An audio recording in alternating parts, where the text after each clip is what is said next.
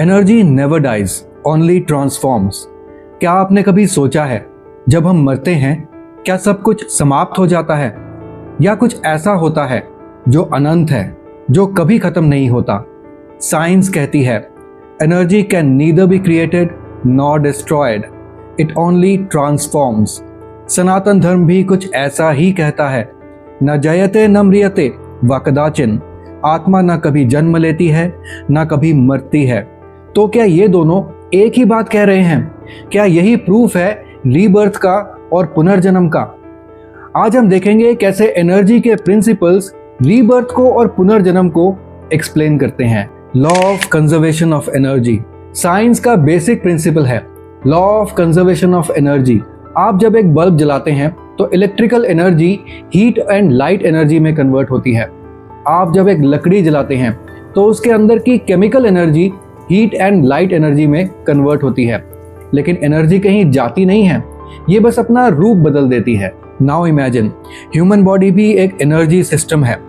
हमारी बॉडी के हर सेल में एटीपी नाम की एनर्जी होती है। माइटोकॉन्ड्रिया में बायोकेमिकल रिएक्शंस होते हैं, और सबसे इम्पॉर्टेंट हमारी कॉन्शियसनेस, जो क्वांटम फिजिक्स के नज़रिए से एक वाइब्रेशनल फील्ड भी हो सकती है। क्या वो भी सिर्फ ट्रांसफॉर्म होती है? अब थोड़ा सा और डीप चलते हैं। What happens after death? Biological versus energetic perspective. जब हम मरते हैं तो हमारे अंदर के बायोलॉजिकल फंक्शंस बंद हो जाते हैं, हार्ट बीट बंद हो जाती है, ब्रेन के पल्सेस शट डाउन हो जाते हैं। लेकिन अब ये सोचिए, हमारे अंदर की एनर्जी वो कहाँ जाती है? ब्रेन के न्यूरॉन्स लास्ट मोमेंट तक इलेक्ट्रिकल पल्सेस रिलीज करते हैं, बॉडी से हीट डिसिपेट होती है, हमारे अंदर के एलिमेंट्स कार्बन, ऑक्सीजन, हाइड्रोजन मिट्टी, हवा, पानी में वापस चले जाते हैं। यानी बॉडी के एलिमेंट्स नेचर में वापस जाकर नए रूप ले लेते हैं, एनिमल, प्लांट्स, इंसेक्ट्स, कुछ भी। तो क्या ये एक प्रकार का रीबर्थ या पुनर्जन्म नहीं है? अब थोड़ा सा और डीप चलते हैं। Quantum field theory and consciousness. अब क्वांटम लेवल पर चलते हैं। क्वांटम फिजिक्स कहता है कि हर पार्टिकल, हर एटम, हर चीज़ इस दुनिया में पार्टिकल नेचर में भी और वेव नेचर में भी एग्जिस्ट करती है। इसे वेव पार्टिकल डुअलिटी कहा जाता है, और 1801 में थॉमस यंग ने अपने डबल स्लिट एक्सपेरिमेंट के द्वारा इस चीज़ को प्रूव किया था। ये वेव पार्टिकल डुअलिटी आज की डेट में भी साइंटिस्ट्स के लिए एक बहुत बड़ी मिस्ट्री बनी हुई है। वेव पार्टिकल डुअलिटी के अनुसार जब तक किसी चीज़ को ऑब्जर्व नहीं किया जाता वो पार्टिकल नहीं वेव होती है। यानी कि जब तक हम किसी भी चीज़ को ऑब्जर्व नहीं करते वो चीज़ एक वेव फॉर्म में एग्जिस्ट करती है, किसी पार्टिकल या फिर ठोस फॉर्म में नहीं। इसको मैं आपको समझाता हूँ। जैसे कि ये एक पेपर है, अब इस पेपर को जब तक मैं नहीं देख रहा हूँ तब तक वेव पार्टिकल डुअलिटी कहती है कि ये पेपर वेव फॉर्म में है, ये एग्जिस्ट ही नहीं करता है। ये पेपर एक ठोस फॉर्म में एक बड़ा ऑब्जेक्ट है, इसलिए इस बात को समझना मुश्किल है। लेकिन इस पेपर को काटते काटते आप छोटा करते जाइए और इसको मॉलिक्यूल फॉर्म में, फिर एटॉमिक फॉर्म में ले आइए, और जब इस पेपर के सिर्फ इलेक्ट्रॉन, न्यूट्रॉन्स, प्रोटॉन फॉर्म में रह जाता है, यानी कि ये पेपर में सिर्फ छोटे से छोटा particle, electrons, protons, neutrons, neutrinos, quarks उस लेवल पे आ जाता है, तब वो सब एटॉमिक पार्टिकल्स को जैसे ही आप ऑब्जर्व करते हैं तो उनको आप किसी स्पेसिफिक लोकेशंस में देख पाएंगे।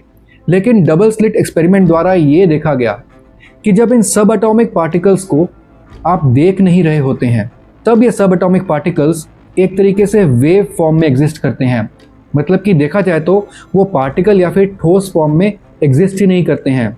तो अगर पेपर का जो मूल है, जो सबसे छोटा वाला पार्ट है, यानी कि एक एटम, वो अगर देखने पर ही एग्जिस्ट करता है, इसका मतलब एटम के बाद एटम के बाद एटम आप जोड़ते जाइए, फिर मॉलिक्यूल बनेगा, फिर बड़ा पार्टिकल बनेगा, फिर एक पूरे का पूरा पेपर बन जाएगा।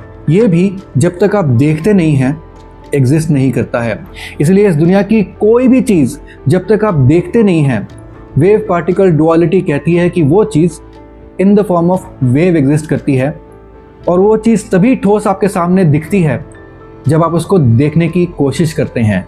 क्या हमारी कॉन्शियसनेस भी क्वांटम फील्ड में एक वेव है? तो जब बॉडी मर जाती है तो कॉन्शियसनेस वेव फॉर्म में इस यूनिवर्स में डिसॉल्व हो जाती है और ये कभी भी किसी वक्त किसी नए जन्म में रिकॉन्फिगर हो सकती है। ये एक तरह का क्वांटम रीबर्थ है, साइंटिफिक एंड स्पिरिचुअल दोनों। अब इसमें हम थोड़ा सा और डीप चलते हैं। Bhagavad Gita and the immortal soul. Sanatan Dharma इस बात को हजारों सालों से कहता आया है। भगवद गीता में भगवान श्री कृष्ण अर्जुन से कहते हैं, न जायते म्रियते व कदाचिन नयम भूत्व भवित व न भूयः, यानी कि आत्मा न कभी जन्म लेती है न कभी मरती है, वो अनादि है, नित्य है। सनातन कहता है हम शरीर नहीं हैं, हम आत्मा हैं और आत्मा एक एनर्जी है जो कभी डिस्ट्रॉय नहीं होती। यही चीज साइंस भी कहता है, that consciousness is not destroyed, it only transforms और redistributes into the quantum field. Bhagavad Gita के अनुसार जब बॉडी मर जाती है, आत्मा एक नए शरीर में प्रवेश करती है based on karmic patterns. It's like energy reconfiguring into a new form. Scientific analogies of rebirth. आइए कुछ साइंटिफिक एग्जांपल्स देख लेते हैं जो रीबर्थ के साथ हम रिलेट कर सकते हैं। कुछ फनी एग्जांपल्स हैं लेकिन इसके साथ हम रिलेट कर सकते हैं। Number 1, cloud computing analogy. आपका डेटा क्लाउड में स्टोर्ड होता है। अगर डिवाइस खराब भी हो जाए तो भी ये डेटा वापस आ सकता है एक नए डिवाइस में। ऐसे ही आत्मा एक इटर्नल एनर्जी है और बॉडी सिर्फ एक डिवाइस है। Analogy number 2, USB pen drive analogy. Body एक पेन ड्राइव जैसा है और सोल उसका डेटा। तो पेन ड्राइव टूट भी जाए तो भी उसका डेटा क्लाउड में सेफ रहता है। तो अगला जन्म एक नई पेन ड्राइव की तरह है। तीसरी एनालॉजी, सीड एनालॉजी। एक बीज मिट्टी में मिल जाता है पर उसी बीज से नए पौधे निकलते हैं। एनर्जी लॉस्ट नहीं होती, बस रूप बदल देती है।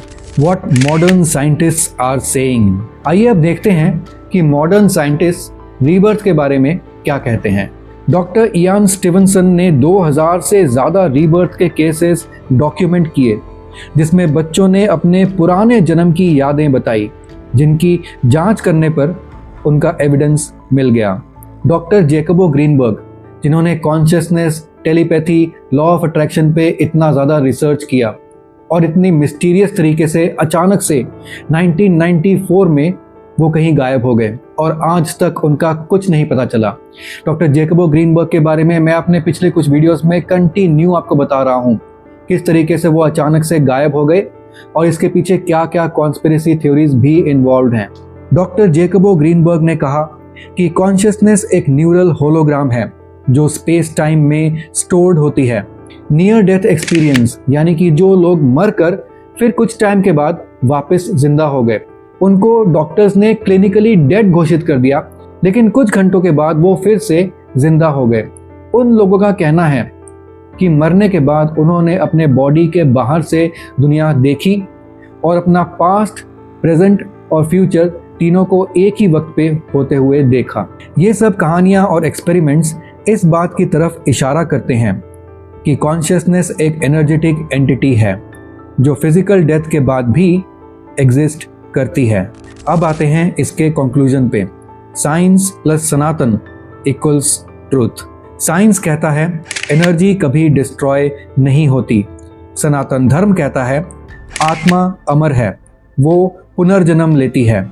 दोनों का मकसद एक ही है, रीबर्थ इज रियल।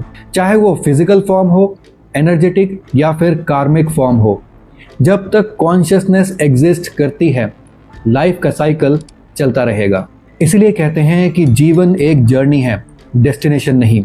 इसलिए हमें अपनी एनर्जी, अपने कर्म और अपनी सोच इस तरीके से करनी चाहिए कि हम अपने अगले रूप में भी एक बेहतर रूप लें। नीचे कमेंट करके बताइए, क्या आप पुनर्जन्म पे विश्वास करते हैं?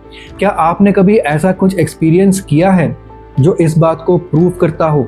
और अगर आप चाहते हैं कि इस तरह की वीडियोस हम और भी बनाएं, जहां पर हम साइंस और सनातन धर्म को एक साथ कंबाइन करके चीज़ों को साइंटिफिकली प्रूव करने की कोशिश करें, तो नीचे कमेंट करके बताइएगा। मिलते हैं अगले वीडियो में, तब तक ये याद रखिए, you are not just a body, you are energy, eternal and ever evolving. ओम नमः शिवाय।